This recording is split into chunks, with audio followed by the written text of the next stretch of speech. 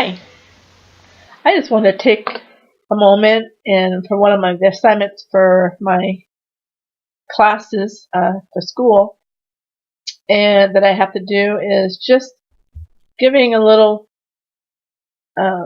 video of something that I've learned in this class. And we've been talking about Christian counseling, and in one of the chapters it talks about Jesus and how he tells us in Mark 12 verse 30 to 31 that you should love the Lord your God with all your heart, with all your soul, with all your mind, and with all your strength.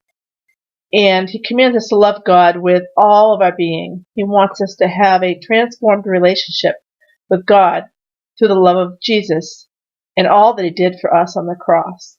When we embrace grace and step into a loving relationship with God, then we experience the one and only true love that we have. As we allow God to love us and let him father us as we may have never experienced before, we can grow in love, and now we are really able to love others.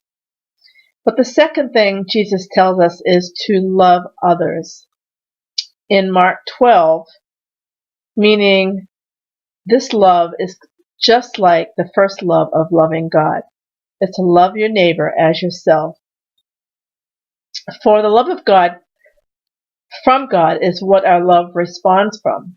On our own, we can't always muster up love to love others, but only through the love that God has for us are we able to love others. Only through God's loving grace can our soul be restored, and we can be empowered to love God. Now we can love others. We love our neighbor because we want them to love themselves as we love ourselves through God's love. We love our neighbor to empower them to explore what true love looks like in God. You see, loving our neighbor combined with loving ourselves really brings glory to God, since now Christ is recognized as that true source of love. Loving these ways is a process, and while it may be a struggle, it'll always be rewarding.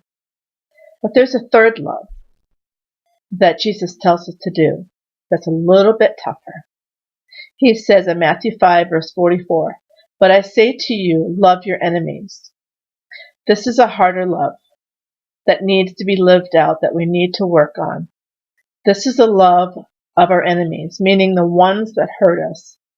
It's a tougher love because this one costs something. It's sacrificial. It can be painful or stressful. It can be costly or messy. This love can be quite expensive, but it requires a good, healthy look at the bigger picture and a realization that what we see or what we are experiencing through this costly love is only a portion of reality. The pain and the sacrifices are only a small part of what's really going on. For that which is not seen is also a part of reality, and it requires us to have supernatural eyes to see and a faith to trust God. There needs to be a trust in God's righteousness and believing in his love. We must trust his love to triumph over evil and believe that we can take a hold of every new day through God's spirit of love.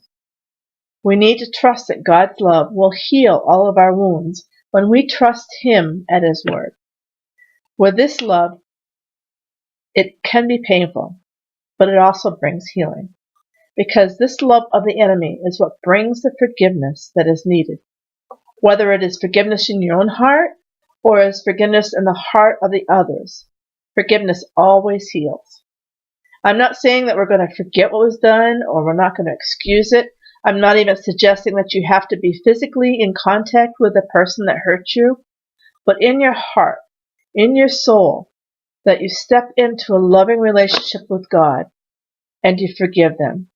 You work it out through God's grace to forgive them. Because we realize that forgiveness is really rooted in God's love and can only come from God. Only God can break the separation that happens with sin or unforgiveness, which is always against God, and it separates us from his love. When we forgive, we are stepping back into his love and letting his love flow and fill in that separation, break that separation that causes the pain. And now we can become restored and reunited into that right relationship with God in His love. If we don't forgive, then there's always a part of us that is separated from God and His sweet love.